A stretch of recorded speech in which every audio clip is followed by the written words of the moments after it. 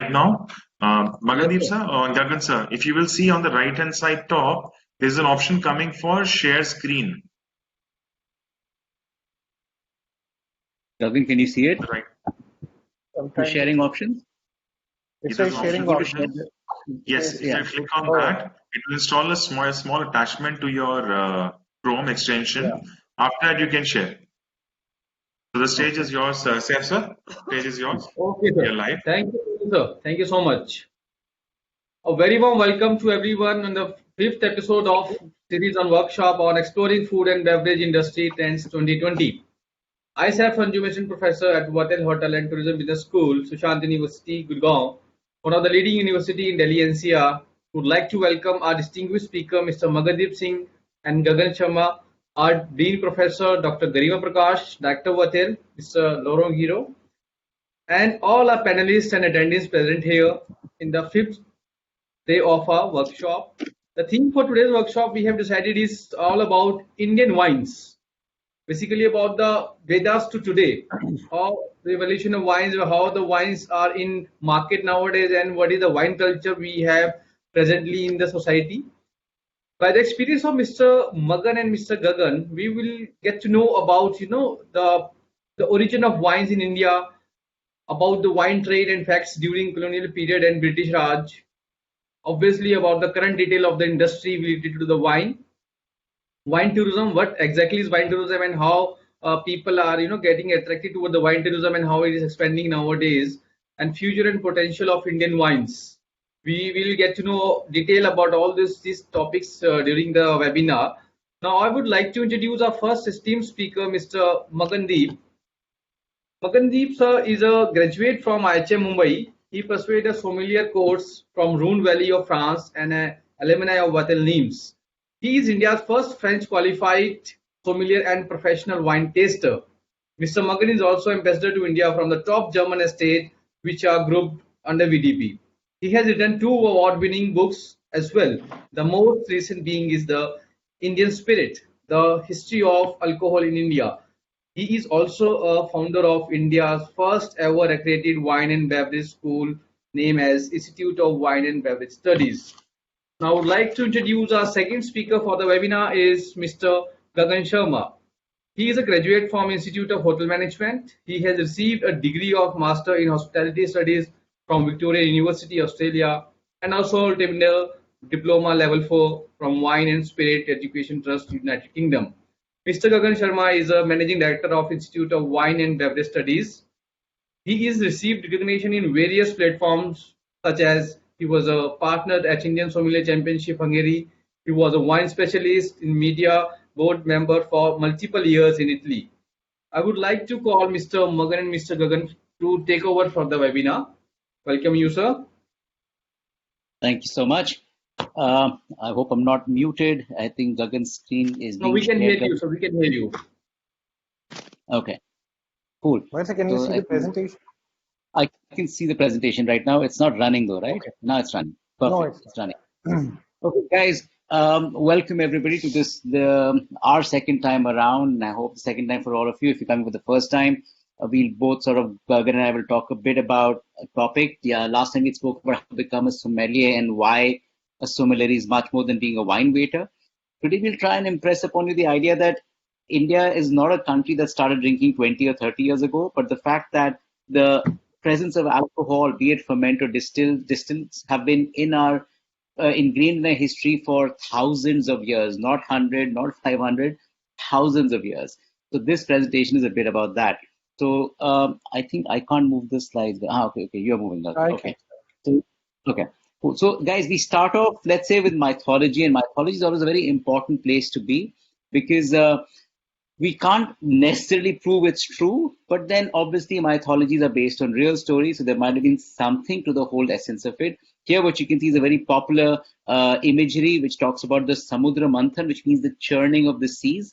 It's the one time in our mythology when the gods and the demons come together with a common purpose, and the common purpose was to extract the elixir of life from the bottom of the sea. And to do that, they will churn the seas using the snake. And when they're churning the seas, Varuni, the goddess of alcohol, appears, and obviously it's a big thing, and both the gods and the demons will try to acquire the liquid that she will pour forth. And Varuni, the goddess of alcohol, eventually will be move to the heavens, where Lord Indra will sort of preside over her presence with him, and she would be making drinks for the kings and the lords and the warriors. And remember, the general divide, ferments used to get, you make a ferment, it spoils very quickly. So they were dangerous maybe at times. So they were normally reserved for the common classes. So the business people or the lower classes of the society could drink ferments. Distillates, because they could last longer, were considered the elixir of life, and they were always meant for kings, royalty, warriors, and gods. And this sort of remains as a thing through the Vedas, that you will find this sort of strain of division always being there. This is here, obviously, you can see the preparation of alcohol going on. They're possibly distilling maybe, and this is all thanks to Varuni's recipes, which are sort of handed down. And Lord Indra is known for having his bouts of anger, very similar to Zeus in Greek mythology, which they often say were fueled by imbibing soma or sura. And now 8000 BC is when we speak of the Ramayana. And again, this book has a lot of mention of alcohol. We don't publicize or prophesize it, but it was definitely there. By the name of Maireya, you talk about, be it the celebration on the return of Ram on Diwali, be it when during the exile, they're crossing the river for the first time, and they tell the waters that when they come back, they will offer it, alcohol and meat as an offering of thankfulness. Be it when they were hunting the stag. There are many instances where the consumption of alcohol is mentioned, so much so that even Lord Rama offers it to Sita at one point. And then if you come to something much, much later, which is very recent, only 3000 BC, the Mahabharata, here you find that there are extremely, it's rich with mentions of alcohol, be it during the famous match when the Pandavas were sent into exile, be it when Krishna and Arjun, before they take to the battlefield, when they're with the gopis by a riverside having a lighter moment, and there's alcohol, like a picnic happening. They're almost Bhishma Pitama lying on his, on his deathbed. Yudhishthir, before he has to announce the death of Ashwathama, at various points they've imbibed alcohol to help them through the times. And it's never been looked down upon, but always they were considered distillates being drunk by the gods of those times. Basya is another name that comes in mention here. If you move ahead, you will find that now we come to a much more recent time of Chandragupta Maurya, one of the most glorious periods of an Indian king ruling over India. And obviously, he was aided by Chanakya, who wrote the Arthashastra, something that forms the basis of our laws even today. And one of the things they introduced in 300 BC was the idea of having taverns. So you could go to a bar in a small town or a village or a city and have drinks in a public place. The public consumption of alcohol against a cost was introduced by them. And they also put the taxes on the alcohol for the first time. So they imagine the excise rule that we know today. The origins of it come somewhere from back then, when Chandragupta Maurya and Chanakya were sort of in handling things, and they made alcohol a public commodity. So that pretty much was the scene till about the BCs. And if you come to the post-Vedic, and this is actually Gagan territory, which he loves to talk about the Mughals. So I'm going to hand over to him right now. Gagan, all yours. Sure. So in the recent past, I think around we're talking about barely, if you were to mathematically see, less than 500 years ago, Babur came to India. And we know he came from Falangina or Samarkand, which is the Middle East. And he was fond of two things, as you can see in the picture, books. And the second thing he was fond of was fruits. So he brought peaches, apricots, pomegranate, watermelon, rock melon, all of these things to India. And even faluda that we eat, as a dessert with vermicelli in it and cream and milk and all of that. That was also something that Babur brought. And amongst these fruits, one of the other things that he brought was grapes. So grapes were grown in India before that, but not commercially or not properly with proper techniques. And he brought it and he gave it to Gujarat and Punjab. And the Punjab that we speak of today is of the Babur time, extends from India into today's Pakistan and some parts of Afghanistan as well. So wines were being made. He used to drink wine, even though he was a person of Islamic origin, but still they all used to drink wine because in those times, medicine wasn't there, refrigeration wasn't there, FSSAI wasn't there, HACCP wasn't there. So they would eat whatever they would eat, and then they would drink a little bit of alcohol because it would kill all the germs. So it was an antiseptic and pretty much an antidote by which they used to stay away, alive. After Babur came Humayun and Akbar as well, and they've been also noted to be consuming alcohol, or at least alcohol being prevalent under their rule. But when came Jahangir, or Salim, or Sheikhu as we call him, he married a woman from Persia called Noor Jahan, which means the most beautiful woman on the planet. Um, Noor Jahan's father became one of the crown jewels under Akbar, much like Todermal and Tansen. He was also there, and this picture is from his tomb. And on his tomb, you can see there are amphoras, and there were these cups and vessels from which alcohol was being poured. Now imagine if in case these are pictures on your tomb, that means this is something that reminds you of that person, or that the person's memory brings alcohol to mind. So Jahangir used to drink a lot of alcohol as well. Not only Jahangir, his other two brothers who died before he became the king, they both died because of overconsumption of alcohol and overconsumption of opium. So they were living a lavish life. And not just that they were drinking, alcohol became such an important part that it moves into the palaces, into the forts. So this is the picture from Agra's Red Fort, the Agra Fort, from where Taj Mahal can be seen, and we know Shah Jahan was captured here in his last few days. This is a picture from the king's and the queen's area. And this garden is even today called the Anguri Bagh because angur or grapes were grown there. And you can see the bush in the center. This bush is about 400 years old, which came from Persia. And DNA profiling has shared that its DNA is similar to the grape plant that gives you Shiraz grape variety. And we know Shiraz came from Persia. So they were not only drinking alcohol, but it became a part of their daily activity. It moved into their kitchens, and they were doing all of this on a local basis in various parts of the country. Moving further ahead, when the British started to come in, and the empire was falling, the Mughal empire was falling, in Delhi, in the Nizamuddin area, was this gentleman called Mirza Ghalib, and he was arrested by the British and thrown into the jail.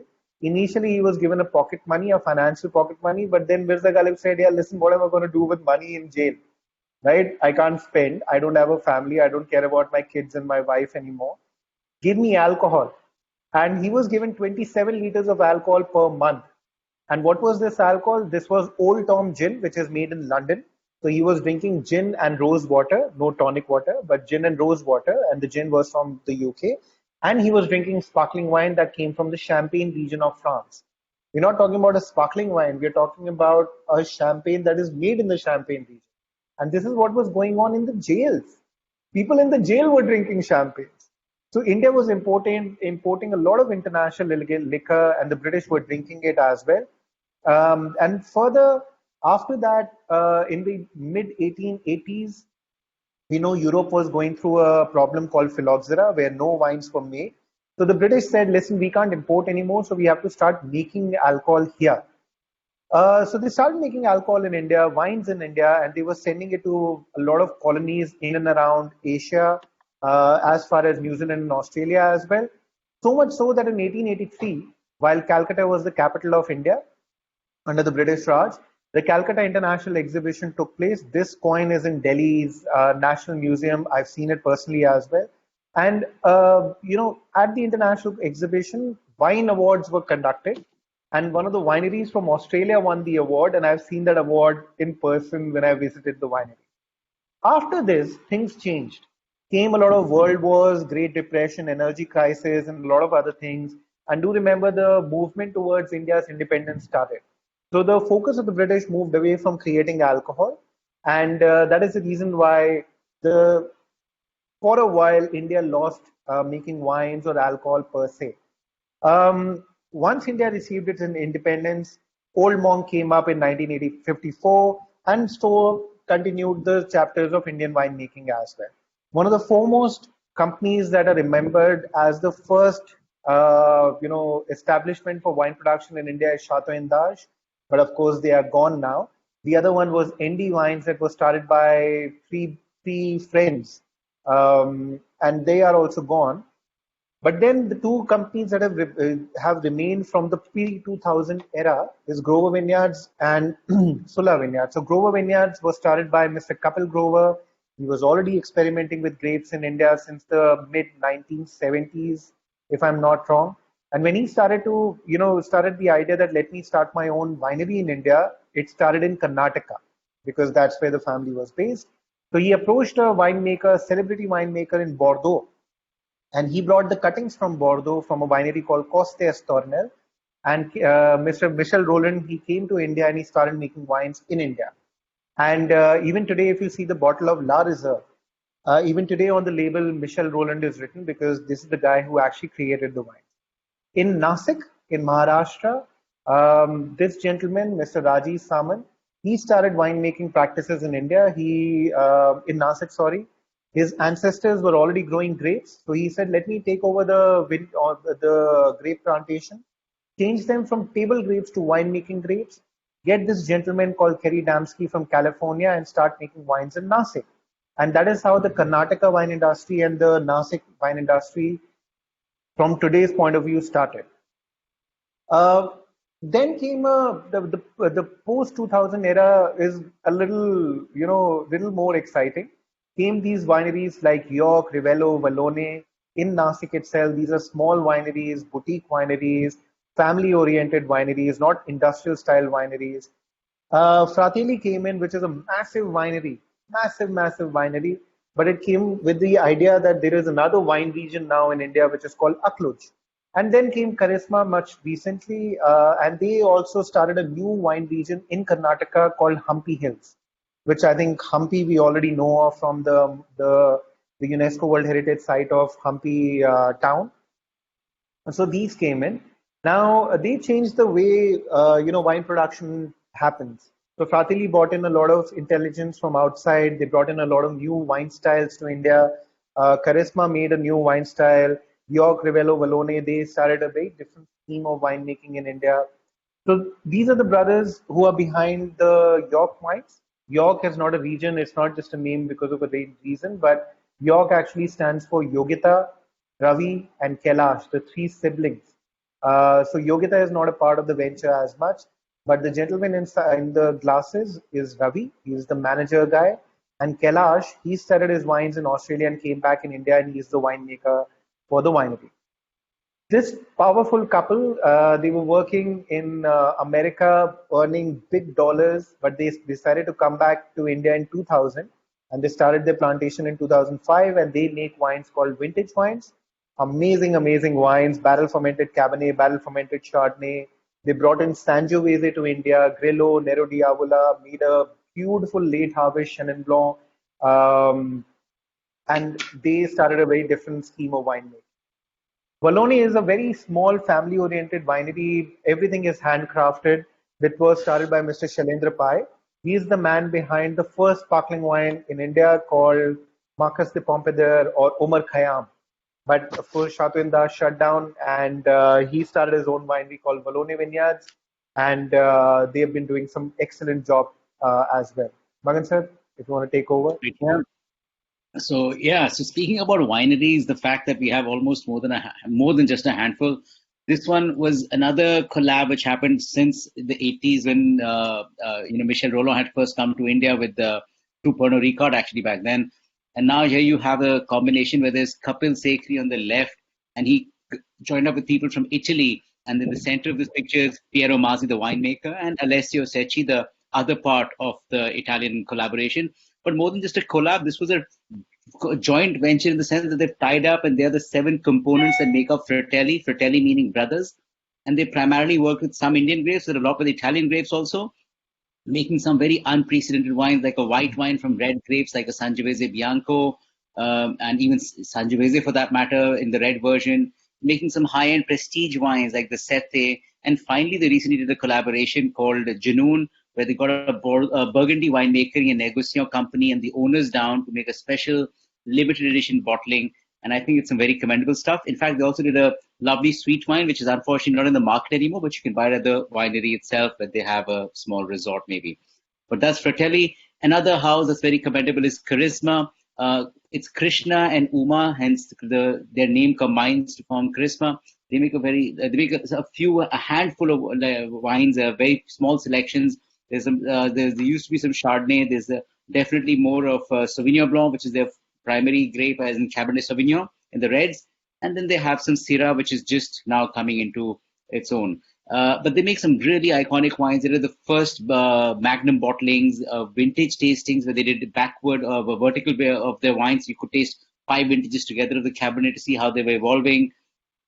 They've been pioneers in their own sense, but in a very boutique winery. And Humpy Hills as an area, even today, if you ever get there, you'll find that there's nothing around them. They're literally the only one winery, and then around them is just farmland, and if at all, because it's very sparse in water. So they've managed to create literally, gold from rock, and that's something that's a life from stone. If I was to borrow from a winery's name, it's a very lovely little space, and their wines have won lots of awards. Recently, their vineyard won the world's 50 best vineyards. They were number 46 in it, ahead of vineyards even in the US like Stag's Leap, which is very cool. Moving on to the next slide, you'll find that this is not the only way of making wine, because both Fratelli and Chrisma come from businesses where they have other businesses and they've made wine. The more important recommendation for our industry comes from the international houses that have believed in our terroir, or the power of our terroir. So look at Chandon, which is by LVMH Group. So Moet Hennessy put their muscle behind in putting the 7th in the world. In fact, just a month and a half ahead of China, we opened Chandon in India. Nine Hills, which was made by Seagram's and Pernod Ricard, and now they've replaced the wine with Indiosa, and that should again hit the markets again. So the fact that Seagram's is repeatedly trying to launch wines in India, made in India, which shows that they believe in it. And Four Seasons, which is a brand started by the United Breweries, which then got acquired by Diageo, and Diageo ran it for a while before they decided to sell the business. But the point that international brands are affording and are willing to spend on the Indian soils shows that our soils have the potential to make good world-class wines in large volumes. And apart from this, there's a very different project model also which exists. In the next slide, you'll see it. And this is these are all people who are working in an asset-light format, perhaps. It's not all of them, but this is a sort of a bouquet of houses all doing different things. So Charosa started as a small boutique house, now acquired by a big house called Grover Zampa. Big Banyan is a small production, happens from the same people behind Paul John Distilling. So they have a big spirits arm, and they also make wine. Soma is another small, very quaint vineyard there's in Nasik. There's also different, I think there's also a name in Bangalore, I think, which uses similar things, but I can't remember. Myra and Good Drop are two wineries that are working in a very asset-light format, which basically means you don't own the land or you don't own the winery. What you own instead are the rights to a brand, or you've created a brand and you will contract farm the grapes, bring them into someone else's winery, use space like a tenant to make wine there, bring in your own winemaker if you wish to, and then get the wine bottled and take it out. So you are making an independent brand out of existing facilities in the industry. So Myra did that for the longest time. Good Drop has been functioning like that. Casablanca Sparkling and I think Rio range of wines is coming from them. Oakwood is one such winery which offers this service. York does it as well. And I think other wineries might be open to it, but for the moment, I know they're the ones that are doing it. SDO still exists on the fringes. Renaissance, I personally haven't heard much from them recently. I think Gagan made a visit in March. He might know more about them. But these are all wineries that are existing in the space that create a bouquet. And remember, it's important to have independent winemakers as well. Otherwise, you get steamrolled by the big producers and you have very monolith wines which only have one style, one flavor, and we can't see variety and individual expression. So that's why this works. The next slide, I think, Gagan, I'm going to hand back to you now. I think this is yours, or shall I continue? Okay. Yeah. One of the biggest questions that come is, are we producing wines as good as California, as good as Australia, as good as France? And I think this one single picture answers all those questions. So much like most of the natural products that are grown everywhere in the world, grapes grow on a certain belt, which is called the grape belt of the world, which is 50 degrees north and 50 degrees south, 30 to 50 degrees north, 30 to 50 degrees south. California, Chile, Argentina, Australia, South Africa, New Zealand, all of Europe falls on that belt. And if in case you were to see India, it is not on that belt.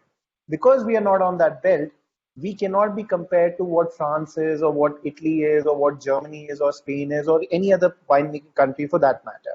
So if you're still trying to look India from that window, from which you're looking at France or any other country, you're making a mistake even before you start. But having said that, if you were to say, given this part, we might think that northern part of India still falls on the Great Belt, put together as a country. Every state controls alcohol. So it depends on the state policy. Do they want to make wines in their region or not? And the two regions that said, yeah, we are agricultural, families, so we might as well allow making alcohol from grapes are Maharashtra and Karnataka. Also understand that given that they are located in the south of India, they might be warmer, but do remember they have the Western Ghats. So when the rains come into India, they first come to Karnataka and Maharashtra. They stay there the longest. So they are, in a way, in agriculture, one of the cooler states, one of the more fertile states that India can get. And that's the reason why we've been making wines there. Now, establishing that, yeah, we can make wines there. What are the grape varieties that have worked there? Definitely Sangiovese has found its second home in India after Italy. Cabernet Franc, Cabernet Sauvignon, Shiraz, heavy heat-oriented, warm climate grape varieties work well here. Amongst the white, one of the grape varieties that works really well in India is definitely Chenin Blanc. Almost every producer produces a Chenin Blanc because it's sort of like a bread and butter for us. They grow well, they produce good wines, be it sparkling wine, dessert wines, or just still wines. We can do very well with them. And then comes Viognier, which is a French grape variety, well, actually Croatian grape variety, but known as French grape variety, which grows only in warmer climates, and that's the reason why it works well in India. Just on Wednesday, we did a video on our Instagram on Viognier, where we have tried to explain why Viognier works in India and what is the future of Viognier in India. So go check it out, and it's a chapter by itself. What will work in India in the future is probably Tempranillo. We have been working with it through Charosa and Growers and a couple of other producers. But in the times to come, this grape variety will have various styles coming out of India, and we're really excited about it. And amongst the whites, I think one that I would put my money on is Riesling. Now, you might say Riesling comes from Alsace and Germany, so they are very, very cold areas. How can India make it? Well, there is something called clones, there are something called rootstocks, there's something called grafting, there is something called hybrids. So everything in this world is possible today. What has changed and why are Indian wines becoming better? First answer is just experience. So Valone Vineyards, when they started making their wines, initially, if you see the first picture, you would see that the plants are, parallel to the winery, the yellow building. What they missed, one single thing that they missed when they were planting their vineyards was that there's a water body in front. Now, in the evening, wind flows from the water body towards the grapes. And when they come, they punch the grapes, they see the plants, and they come and, bash into the plants, and they would harm the plants a little bit. So they said, what if in case we change the direction of the plants facing the water body? And now what happens is when the wind comes, it flushes the vineyards, takes away all the pests and diseases, and there's no need for any chemical sprays in the vineyards anymore. The plants are healthier. Healthy plants give you healthy grapes, and that's the simple reason that this is something that you could have only and only learned from experience. So Indian winemakers have had at least 10 years of winemaking in their kitty, and it's as simple as this. The first time that you make an omelette, it might not be nice, but the 10th time you make it, chances are your omelette is going to be better than the first one. Other thing is we have adopted a lot of winemaking techniques that are there in the world. So think about carbonic maceration or appassimento recioto process in Italy. Think about bottle fermentation, the way Champagne, Cava, Franciacorta does it. Think about concrete tanks, as you can see in the third picture, the red and the white ones. All of that stuff, even gravity-oriented winemaking, all of that stuff is happening in India, and these are pictures that I personally took when I went to Nasik in March. Also, people ask a question, is there a cru system, Premier Cru, Grand Cru system in India? It's not there because we are still exploring our own lands and climates and soils and various other things. But this is a map that came up in 2011. And now people actually say that, hey, listen, here's a Shiraz from Dindori. Here's a Shiraz from Chandwad, and here's a Shiraz from Nifar. Tell me, can you sense the difference? And they are very, very unique differences. Pretty much like eating tota puri to a chosa to a langra aam. That a mango is a mango, but from various places the influence would be different. Another thing that has happened is that people from the wine industry have been able to draw people to the facility, and they have created a very strong hold of wine tourism in India. So this is a picture that I personally took in 2009. I went to Nasik for the first time in 2009, and our car was stuck. We had to walk in this kichad for half a kilometer before we went to the winery. The winery was still under construction, so they did not even have bottles to pour the liquid into. So the staff was drinking whiskey the night before in quarters, and whatever those empty quarters was, they filled the wine. They, of course, they cleaned the quarters. They filled the wine in it, and that's how they were given to us. But from that, this is how the winery looks today. It has a hotel inside it. It has a restaurant inside it. It's a massive hospitality hub. When I went there, I saw a father, a grandfather, and a son sitting together and enjoying the same bottle of wine. And that was in the middle of the week, not a weekend. If you were to see these pictures, you might say, oh, this is a mansion that Kanye West and Kim Kardashian own. But no, this is the winery. This is the accommodation at Sula Vineyards. And they are as good as any five-star hotel that you can find in Bombay, Delhi, Bangalore, or any other parts of the country. I know people get married at wineries as well. Now, this is the winery that Chandon created in India, and this is how it looks in the evening. When you're driving to Chandon from 1 kilometer away, you feel like, oh, that's such a beautiful building. I wish I'm going there. And you actually end up on their doors. It's a beautiful experience. Again, a very French, very neat, very minimalistic, but very posh style of winery. This is how Frateli looks. Again, as I said, people get married at wineries now rather than just go and taste wines. This is how Grover Vineyards looks in Bangalore. And it's not just you go there and see the wineries. Now there are music festivals that are happening there. And in small little ways, Grover's is also doing something. Sula does something. York does an annual picnic. Today I was talking with Mr. Yatin Patil from Rivelo, and he said, we have been doing it for 6 years, but we don't talk about it. Now people go to wineries thinking, oh, it's a fun place to be at. It's not something where you go, swirl the glass, smell, and act as if like you know what you're doing. You can just go there, spend a nice evening together, and have fun. Sula claims that they get the maximum number of visitors at their winery in the world in one calendar year. So I think it's acceptable because we have the world's second biggest population. And it's not just that all fancy things are happening, some very futuristic things are happening as well. So this is one of the views of Sula Vineyards. 50% of their energy comes from solar power. So they understand that if you take care of nature, nature will take care of you. So they are using solar power, 50% of the production, and they say by 2025 they'll move on to 100% electricity made by sunlight. Is there a future? So first thing first is name an award that exists on the planet. Some Indian winery has won that award for sure. Now, what happens when you go to these awards? Let's say you're tasting Sauvignon Blancs of the world. Let's say you're tasting 3,000 Sauvignon Blancs, right? Nobody will tell you if this is a Sauvignon Blanc from India or Asia or from which part of the world. You're just tasting Sauvignon Blancs.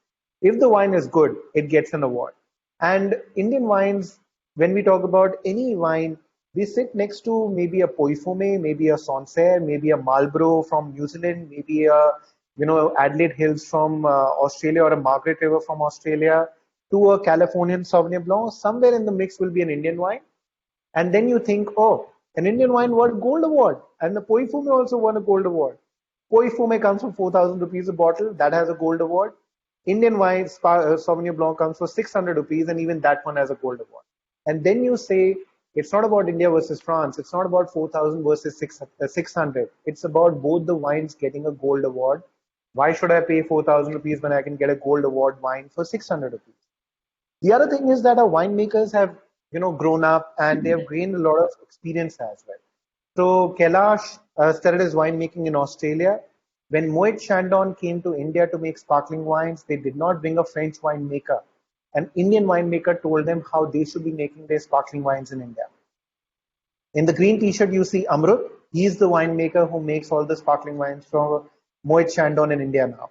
The man in the blue with the Sula logo, Karan, he's the guy who makes 1.5 million bottles of Sula wines under 40 different labels in Maharashtra and Karnataka put together. And he's barely 35 years old. And no foreign winemakers tells Sula how to make wines. Sanket, again, a fantastic winemaker. He again single-handedly makes all the wines for Volone. They've had a French winemaker, but now that lady is gone, as far as I know.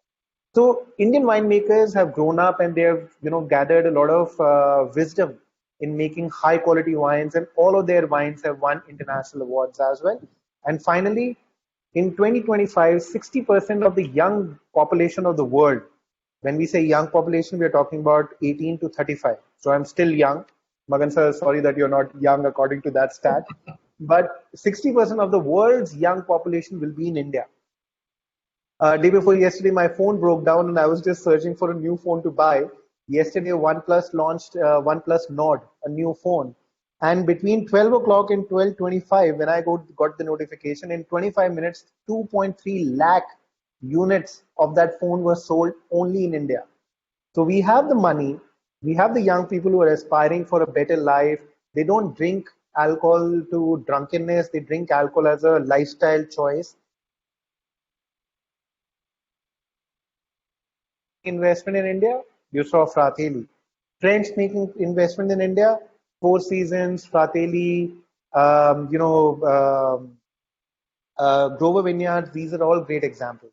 South Africa, Rivello's first winemaker was South African and Italian. So everybody is looking at India, and chances are in the future we will be one of the better winemakers of the world. If you want to learn more about it, Magan sir has this book called The Indian Spirit. Talks about a lot of religion and politics and wars and Vedas as well, so you can read that. And yeah, at that we will stop at that. Magan sir, should we stop at that? Yeah. Yeah. Sorry, my mic's coming. Because the other stuff we have already, spoken about. Done that actually, that's true. The learn from home courses bit we've already done, right? That's true. Yeah, we've already done that. Yeah. So, Chef, back to you.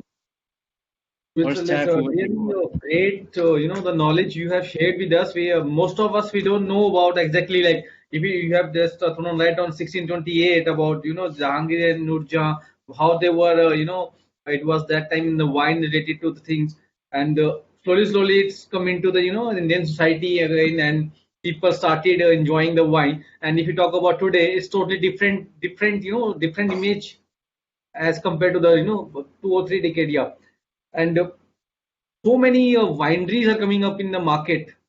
We hardly know the maximum, like majority of people they know about, those who are not into, in a culture of wine drinking, Sula or growers, and there is a Four Seasons. So, but there are a lot more companies, lot more wine producers are there in the, the market who are giving, the opportunity to taste, to enjoy a different variety of wine, different, the grapes are there.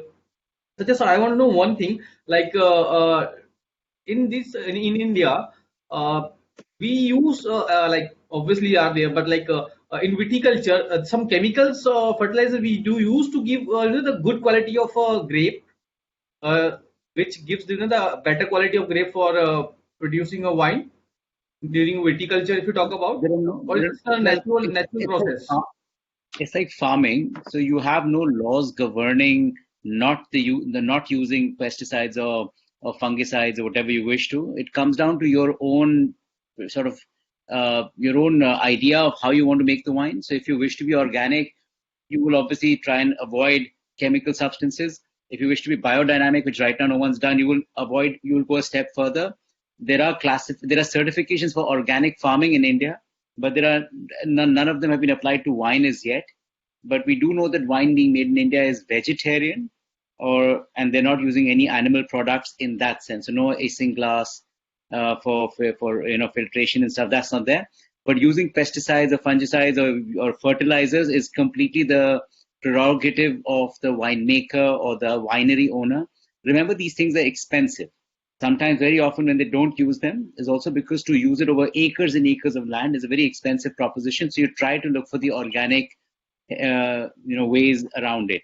But some years, when if it's a bad bout of rain with humidity, and you just don't have a choice that you need to put fungicide, then you need to put it.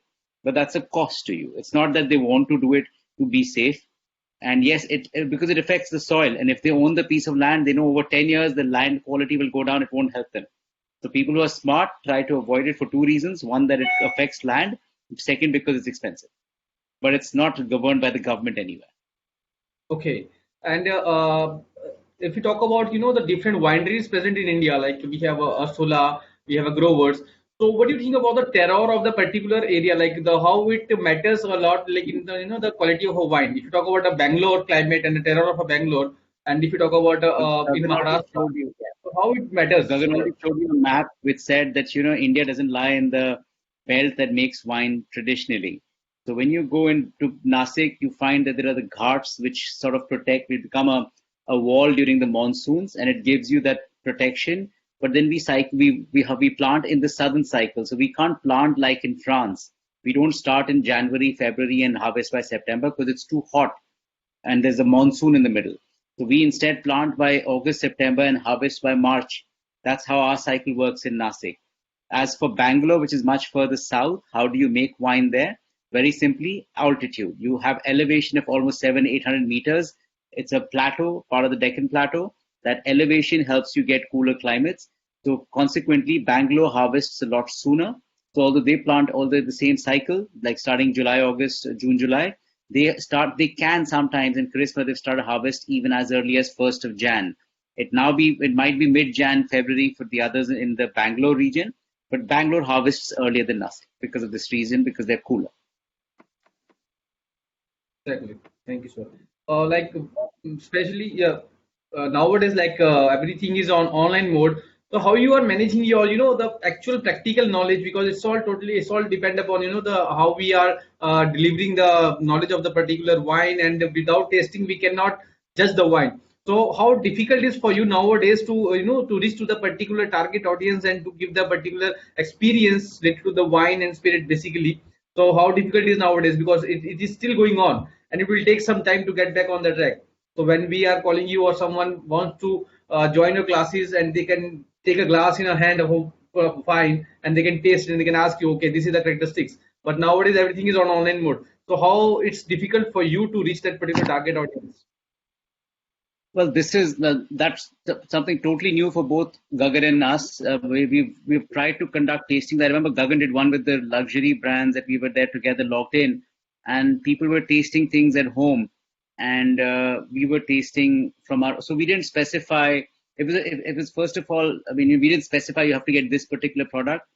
And I think a better example would be, let's say, the Learn from Home course. We've launched a course. It's online. It's got a wine course and a spirits course. So every weekend, we've conducted classes, and what we've done is, instead of talking about any wine, we say, find a Chenin Blanc, please buy it and keep it with you ready. And then on that 1 hour, when we go on with a Zoom or a webinar call like this, we all taste Chenin Blancs together. Now, obviously, it'll be different because you've bought it from a shop in your locality, some other person buys it elsewhere.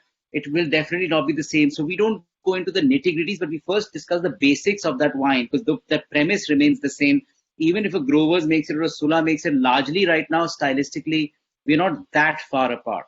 It would be unfair if I make you take a oak aged wine and I take a non-oak aged wine, then I can't do the tasting. But True. in a general premise, if I say all of us are tasting Chenin Blanc from India, Nasik, we are on the same page. And then we Discuss on the same matter. and at least they see us doing it, talking about it, and practice makes perfect. So one wine will not get us anywhere. Eventually, it will sort of catch on and get there. The good So that's it. solution But here. any inputs, Gagan? What have you felt about tasting, virtual tastings, the Reliance one or any other? That's I'm not a easy. little old school, Magan, so you know it. I believe in holding the glass and having people around you, Taking a sip of a and glass. doing it that way. I believe in that. So just waiting for these days to get over so that we can sit in the same room, drink out of the same bottle, and share it. But yeah, I think people are still continuing to gain their skills. As we told you last time that we do these online courses, the learn from home. learn from home wines, learn from home spirits. We guys were running till, I mean, we still in the process of running the Young Sommeliers Olympiad. The quiz for that happens tomorrow and the day after, and the finals next week. So we guys are still keeping the learning. Definitely, certain aspects cannot be covered unless you are sitting together. As much Yes. as we can, we are still pushing the envelope on that. Exactly. Now, I would like to open a forum for question and answer for from our panelists and attendees. You can just ask your doubts and questions. You can write in a chat box for my attendees and panelists. They can clear their doubts I related have to a the topic. I have a question, please, if I can ask. Please. Sir, Hello, Magan sir. Hello, Gagan sir. How are you? Hi. Good.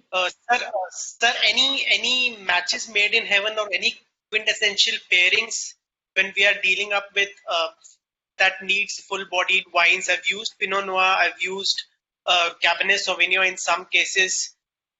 I've used Madeira, I've used Shiraz, but any pairings or any matches made in heavens wherein I'm dealing with red meats or chicken with some strong stock basis. So what red wine should go well, and of course in the budget. So if we have to put it in food, we can't put it about 1200, 1500 rupees wine. So about 800-900 rupees wine of Sula or Antique Grover or any of the wines that goes very well with French preparations or very strong meat preparations. Well, I'll take. There were many things in that one, Shreya, so I'll kind of sort of split it up a bit. For chicken and meat, the ingredient is for me less important. How you cook it will be important.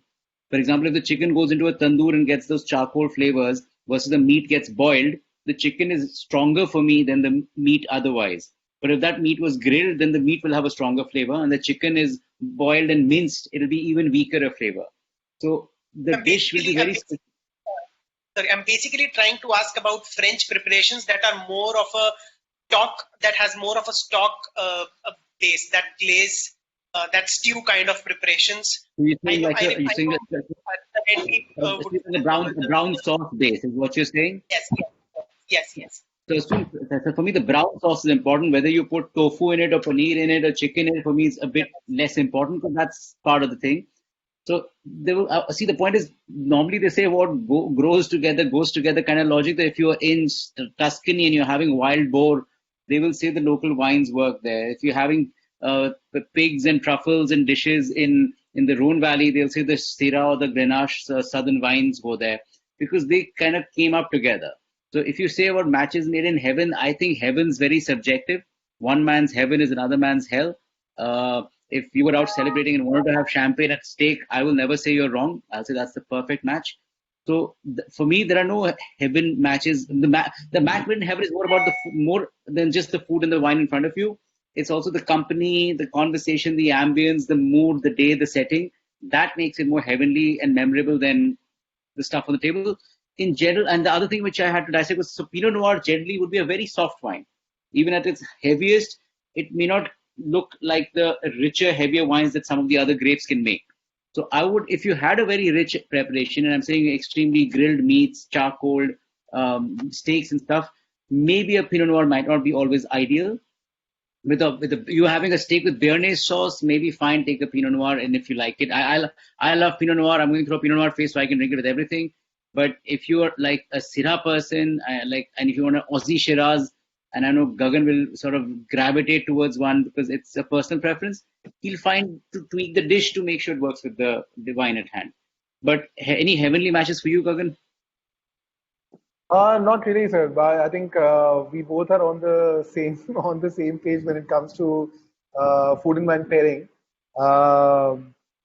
But I must say the most memorable food and wine pairing experience that I had was in Melbourne, where I was studying wines, and they gave us a piece of tuna with olive tapenade and a shot of lettuce gazpacho, and they gave us a 11-year-old wine, which doesn't really age very well. And I smelled the wine and I said, "Oh, I've studied wines. I know how wines are supposed to be. This wine is bad. This wine has gone off. ये मर चुकी है wine." They said, "Wait for it." And then the dish came and they told us to eat the dish in a specific way. And then they said, while you're chewing the meat, take a sip of that wine. and it was life altering, right? And then you might say a white wine with tuna, it doesn't make any sense, right? Red fish with white wine doesn't make any sense. But it was a life altering this thing pairing for me, and I think that has stayed with me. And I realized that yeah, let's not do this. I also remember an experience. I was working at Meridian at that time, and there came this couple, and the man was wearing a kurta and a dhoti, and the lady was, with a ghungat, and she was walking 10 steps behind the man, very old school, and all of that stuff. And they came and they drank. I thought they will never drink wines. They've just come because they seem like, related to a political party in Delhi for something. The party is, entertaining them. And they came and they sat. They had a proper four-course meal, from soup to the starters to the main course to the dessert. And between the husband and wife, they both were definitely 70 plus, at least late 60s, early 70s. And they drank 3 bottles of Sauterne. And I was like, nah, this cannot happen. You can't drink Sauternes with soup and with main course and with starters and dessert as well. And between the both of them, they drank 3 bottles of Sauterne, which I think even today I can't do it. So I think food and wine pairing is just a topic that we guys can always explore, That's but the we can't personal thing as really well. govern. We can't govern Thank you so that. Magandeep sir, how can you upsell a wine to a person who is a whiskey drinker? I don't have to upsell it. I'll let him. I'll have whiskey with him instead. A sale is a Because sale. I used to work on the cruise lines, and we used to have wine tasting sessions every week, every cruise. So the thing is, like, this drinking, like you're drinking coffee or liquor or wine, this is a personal thing. You can't make, so that's what we were told also. You can try up to the extent, okay, sir, you can have this wine or that wine or this thing. But my experience says it's very difficult because people know their drinks. If I'm a wine drinker, I'll go for wine. If I'm a beer drinker, no matter what you try to upsell, I think I'll go I for think beer. comfort is very important. So, people, this is how I would have done it. And I have very often we have people who say they come to our dinners and we've done dinners where we are serving some cider or some other weird thing in the middle of the dinner. There'll be some beer, then something else. And these people say, I only drink wine and I want red wine from beginning to end. I don't drink white wine. I don't drink cider. I will not have Okay. it. What I do is I tell them, okay, you want red wine, right? And I give them a glass of red wine, what they like, and I put it there. I say, there's your red wine. Now you have what you like. Now I've done that for you. Will you do this for me and try what I'm asking you to try? And then they feel okay about trying things. So we did at a recent restaurant when it was open called Roo, we put a kebab with a amber ale, a rich kind of a beer. And many people said, I don't drink beer. And we were only serving a shot, 50 ml. So what we would do is we tell them, here's a glass of wine on the side. I hope you're comfortable. So we're not taking your wine away from you. Now here's a beer. Try it because I'm asking you, just one sip, no harm. So the two things you have to do to make someone try something is A, take a call on the cost, that if the person doesn't drink it, it's on you. And the second is you have to first make them feel comfortable, which means if they're comfortable with what they know, then give them what they like, so they're comfortable, and then you try and take them somewhere else. The problem with most people who do wine tastings is they come and tell people drinking whiskey is bad, drinking vodka is bad, drinking tequila is bad, only drink wine, wine is good for health. That's bad. So if I find someone who says I like whiskey, I'm like, fine, let's drink whiskey. If you say I drink gin, I'll say let's drink gin. The problem is you have to buy into them to see that you're on the same page with them. We shouldn't talk down to people as sommeliers. That's one thing we never do. So, yeah. Never judge people by the dressing, as Gagan was saying. So without taking much of your time, I know you have another session lined up at 5 o'clock. Just one question I want to ask from the Mr. Puneet Razdan. There are any good quality fortified wines still available in India? I want to know any fortified wine which is good in India now. Lots of port. There's Coburn's, there's Tawny, basic Tawny ports from, or Ruby port, not Tawny, but Coburn, Was, or there are quite a few brands out there. You can buy port wine, but imported one, not the Goan port. That's horrible. Most different. it's all horrible. I think proper port, if you can find, I think Torres has a fortified sweet white wine called Floralis. They're largely affordable, I'd say. They're not very badly priced. Otherwise, look for Indian ones. There's Gagan, which ones are they? Van the Pastriage or something that we can find in the markets? No, none in the market, no? Not in Delhi. I think the Probably the only one in Delhi is this one, Sula. Yeah, but that's not fortified. No. No, fortified sweet wines. Yeah. Yeah. I guess right now there's none because Torres is gone. None. The late So it's gone. De Floralis is gone. It's Yeah. gone. It's gone. The There's Sula none is going to there. take Yeah. over, so the transition is going on, re-registration. I know. I think in terms of sweet, sweet, fortified sweet wines, there's none. Some dessert wine can also work out. Well, then you have enough choice. I think the Indian ones do a good job. Great. It's really a wonderful session. Like again, we got chance to discuss and to get learn something about from you about the wines, in India and how it is and how it will be in the coming days. What the future of wine in India, the wine tourism, especially different vineyards, places to explore. It's really wonderful session, sir. I'm not taking much time of yours again. I've briefed already that you have one more session. Yeah, I know. So, any other question, panelists, so that we can just clear or One query, not question. There used to be Golconda wines from Hyderabad a long time back. Is it still there? Hopefully not.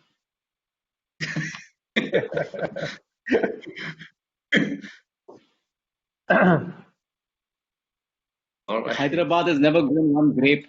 It was very hard to see wine coming from a state that grows no grapes. No, when I was studying in IIT Bangalore, they used to use the Golconda wines in the cooking. And I was caught drinking from it and I got a fine for that. That's Yeah, that's the only thing that you should remember about that wine, anyways. Yeah, the wine got you in trouble. That wine will get people in trouble. That's right. Okay. Thank you very much. All right. ma'am, would you like to Thank say you so much. Hi, I would just like to thank both of you. It has been a great pleasure over these two sessions and taking time out, and it was a wonderful presentation, as Saif would have said, and he said the things that we probably did not know actually how it's all originated and what is the history. I think so it really interests us, and the kind of pictures that were on the presentations, that is something going to be sticking around with us, and we're going to remember what you eventually said. I think so it was a great presentation, as always. Thank you so much. Prakash, and we look forward to whenever Thank we you, can ma'am. be there next. Yes, definitely. Thank you. Thank you so much, sir, Magan sir and Gagan sir, for giving us the opportunity to learn something about the wines. And we'll definitely plan something which we can, take knowledge in front of us, like in our institute, in our university. Let's hope so. Well, everything will come under control, and when we have a student on back to the college, we'll definitely organize some workshop with you, and we'll try to step out from our institute to college to know the actual practical ground of the what the wine with the wineries. You are the one who can suggest someone, okay, this is the place where you can go and learn much about the particular product, but of the wine. Definitely we'll contact you and we'll be in touch with you. And thank you so much once again for being a part of this and for giving us the opportunity to have an experience with you. And thank you everyone, all our panelists and our attendees, for being the part of this webinar series throughout the week. Today is the last episode of the webinar. We have enjoyed a lot, everyone, and I hope everyone has enjoyed a lot and gained something new from the different panelists, different speakers, their experience in their field. And we'll try to organize such kind of workshops and the webinars in future also, to get to know about the current what is happening in the market and to get ourselves update in the market due to this particular industry. Thank you so much, sir. Thank you so much, everyone, once again. So we'll update you about our next series of workshop soon. We'll plan a soon series of workshop with all our top panelists, top speakers. Thank you so much, everyone. Take care. Stay safe. Thank you, Gagan sir. Thank you, Madan sir.